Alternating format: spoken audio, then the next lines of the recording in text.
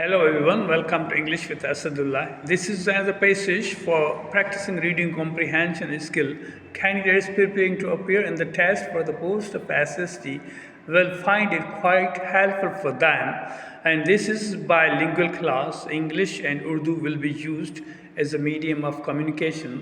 Reading comprehension को समझने के लिए लाजमी है कि आप जब प्रैक्टिस कर रहे हैं तो आप ऑर्गेनाइजेशन को समझें, किस तरह ऑर्गेनाइज किया है राइटर ने रीडिंग कॉम्प्रिहेंशन को। और जो सवाल हैं, क्वेश्चंस हैं, अक्सर जनरली तौर पर यह होता है कि पहला क्वेश्चन जो होता है वो पहले पैसेज में उसका आंसर होता है, दूसरा होता है उसके बाद में आता है, और जो तीसरा क्वेश्चन होता है इस तरह वो तीसरे पैसेज में। इसी तरह सीक्वेंसिंग होती है, लेकिन ये लाजमी नहीं है कि हर पैसेज में इस तरह ही हो। कभी कभी ये सीक्वेंसिंग नहीं होती है। अगर जो फर्स्ट हमारा क्वेश्चन होता है वो कभी कभी बीच में देते हैं, और जो सेकंड वाला क्वेश्चन है वो उसे आगे देते हैं, या फर्स्ट क्वेश्चन लास्ट में देते हैं। तो इस तरह अगर कोई इरेगुलर पैसेज है तो उसमें टाइम ज़ाया हो जाता है। हम अक्सर वहाँ पे ही ढूंढते हैं, काफ़ी टाइम चला जाता है। पहले ही पैसेज में स्टार्टिंग में हम ये एक्सपेक्ट कर रहे हैं कि पहले ही पैसेज में हमारा पहला जवाब होगा।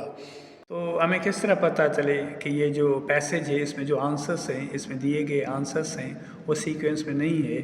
ये हमें उस वक्त अंदाज़ा हो जाता है जब हमें कोई क्वेश्चन का आंसर मिल नहीं रहा होता, तो हमें टाइम लग जाता है। तो उसमें हमें उसको छोड़ के आगे चलना है। जो डिफ़िकल्ट जो भी क्वेश्चन लगे वो हमें उसको छोड़ के आगे चलना है। जब हम रीड करेंगे, रीड करेंगे, उसके बाद हम समझ जाएंगे कि हमारा जो क्वेश्चन रह गया है वो कहाँ पे वाक़ई है।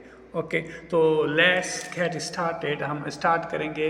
बेस्ड क्वेश्चन नंबर फर्स्ट है, based on the information the passage which of the following best describes John Billington. यहाँ पे दो कीवर्ड्स हैं, मैंने अंडरलाइन किए हैं, John describes John Billington. Based on the information, ये जो क्लास है ये इनमें कोई कीवर्ड नहीं है। In the passage which of the following, so ये सारा सेंटेंस जो है इसमें कोई भी कीवर्ड नहीं है। तो हमें कीवर्ड है बिलिंगटन और उसका डिस्क्रिप्शन हमें ढूंढना है। तो ये जो उसके उनके ऑप्शंस हैं ये हम बाद में देखेंगे, लेकिन ये इसका डिस्क्रिप्शन है कहाँ पे। ठीक है, तो हम स्टार्ट करेंगे, कीवर्ड को ढूंढेंगे। इनको हम सरसरी नज़र से देखेंगे। The murder of committed in US occurred in September। सो ये John Billington first was the first father of two sons, one of the first settle. Okay, नहीं यहाँ पे कोई भी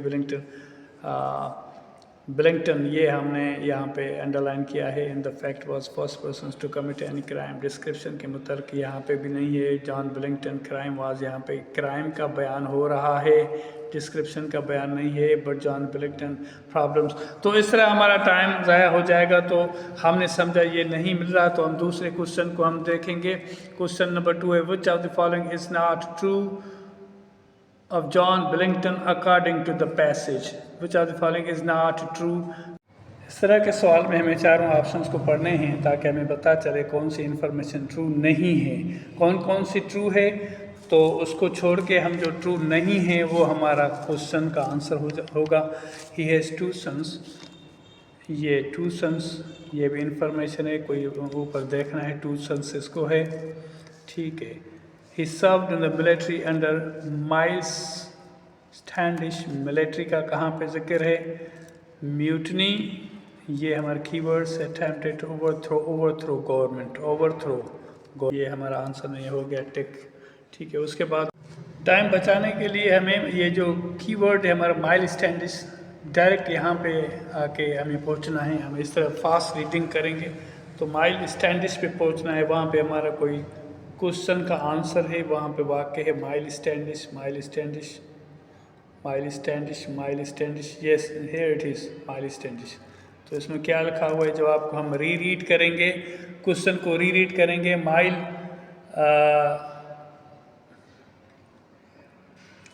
He served in the military under Miles Standish. He served in the military under Miles Standish. He refused to serve any form of military duty under leadership of Miles Standish. He refused, वहाँ पे लिखा हुआ है he served, यहाँ पे लिखा हुआ है he refused। तो ये जो स्टेटमेंट है ये गलत स्टेटमेंट है।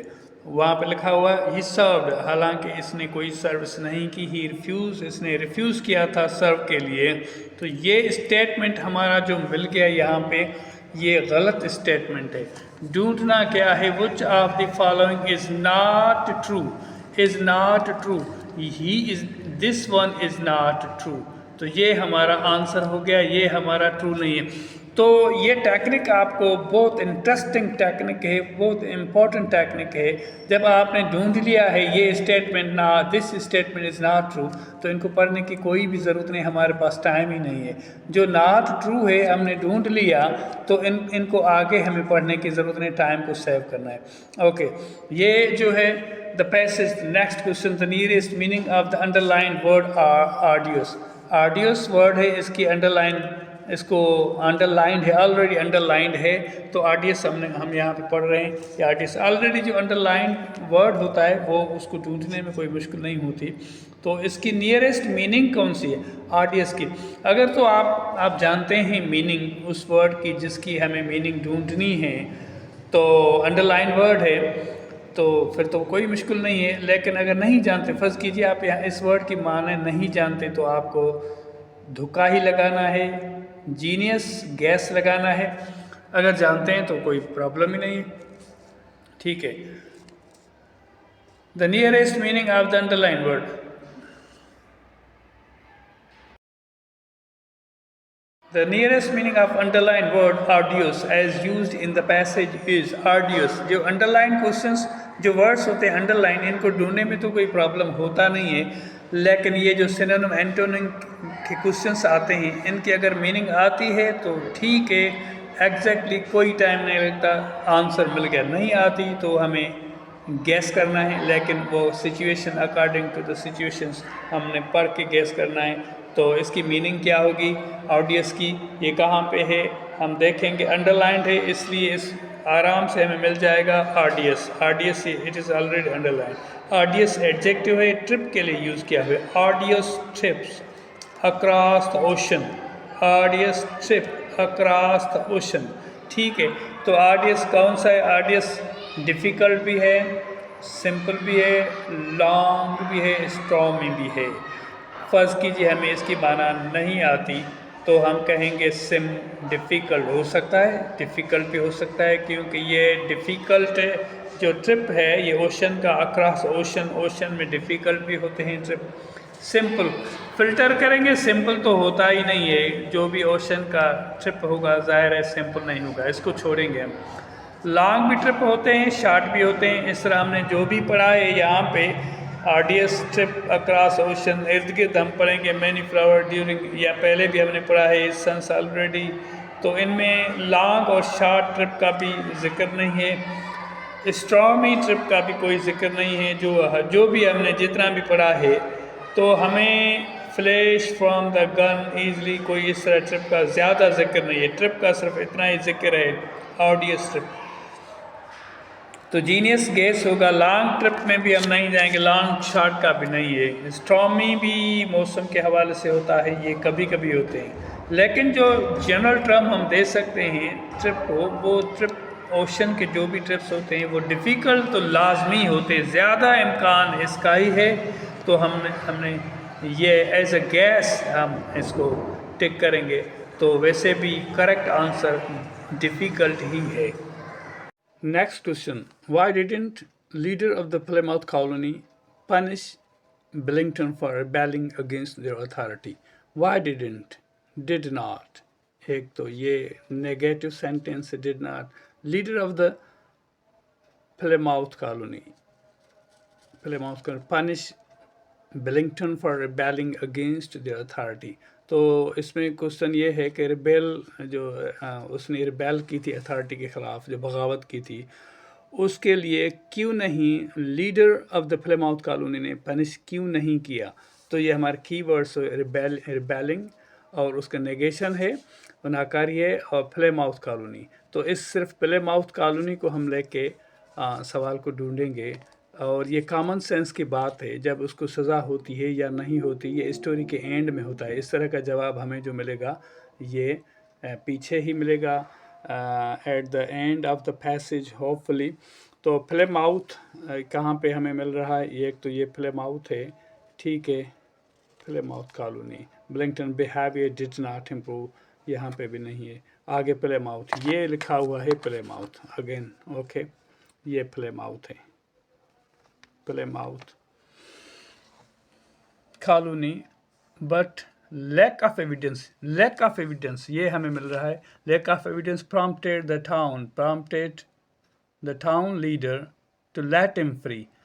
इसके लिए इसको छोड़ दिया गया, इसको फ्री आज़ाद कर दिया गया। लैक ऑफ एविडेंस, इस तरह का कोई ऑप्शन अगर है हम देखेंगे तो due to lack of evidence he was not found guilty. Billington was Miles Standish, he had 2 sons, इसके लिए नहीं, they didn't have enough evidence, lack of evidence, ये हमारा जवाब हो गया, lack of evidence। आखिरी क्वेश्चन तो a history of Plymouth colony, okay, a history of Plymouth colony, the injustice of Miles, और history of Plymouth, sorry, तो हमारा एक जो पहला क्वेश्चन था वो भी रह गया है, वो भी हमारे माइंड में है। हम इतने कुछ पढ़ के आए हैं, कभी कहाँ पे भी हमें नज़र नहीं आया, तो थोड़ा हम पीछे भी पढ़ें लास्ट तक। The end of the Billington's rebellious and angry nature, वो जो क्वेश्चन था, based on information the passage which of the following best describes Billington. Quiet and shy, वो क्वाइट एंड शाय था। एंग्री एंड रिबेलियस नेचर था। Clever and amusing, golden. तो यहाँ पे ही जवाब मिल रहा है, ये पहला सवाल का जवाब, पहले सवाल का जवाब हमें आखिर में मिल रहा है, रिबेलियस एंड एंग्री नेचर। तो इसके नेचर के लिए ये पूछ रहा है यहाँ पे। इंटरेस्टिंग थिंग इसमें यही है, इसलिए मैंने इस पैसेज को कहा है इरेगुलर पैसेज। जो पहले वाला सवाल है, लास्ट लाइन्स में मिल रहा है, इसकी जो नेचर थी वो नेचर थी एंग्री नेचर, ये हमें जवाब मिल गया। अब हमारा आखिरी सवाल रह गया है, ये इसको हेडिंग देनी है। हेडिंग तब हम दे सकते हैं जब हमने सारा पढ़ लिया है और उनमें हम अंदाज़ा करके कहीं पे भी एक प्रॉपर जगह के हिसाब से नहीं मिलती हेडिंग, हम नहीं दे सकते। तो a title for the passage, title कौन सा देना है? A history of Plymouth colony, हमने पढ़ लिया है काफ़ी, ये हिस्ट्री के लिए कोई बात ही नहीं है। The injustice of miles of Standish, इस तरह भी बात कोई भी नहीं है। अमेरिकाज फर्स्ट मर्डर, जो टाइटल हम देते हैं वो ज़्यादातर पहली ही लाइन में मिल जाता है। तो अर्ली अमेरिकन लीगल बैटल, इस तरह भी नहीं, ये सब रिलेवेंट है। अमेरिकाज फर्स्ट बैटल, ये पहला ही हमें सवाल रिक्वायर्ड क्वेश्चन मिल रहा है हमें। The first murder ever committed in the United states, बाद में जो एक्स्ट्रा डिटेल्स हैं वो दी गई हैं। फर्स्ट मर्डर था, वो किस तरह हुआ और किसने किया, उसको क्या पनिश हुई या नहीं हुई। Thank you very much. उम्मीद करता हूँ ये आपको काफ़ी हेल्पफुल आपके लिए साबित होगा।